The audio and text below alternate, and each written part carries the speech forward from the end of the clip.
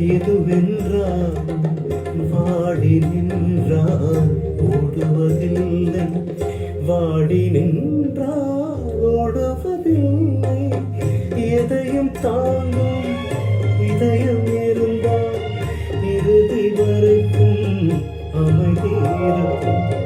மயக்கமா கலக்கமா மனதிலே குழப்பமா வாழ்க்கையில் அழுத்தமா.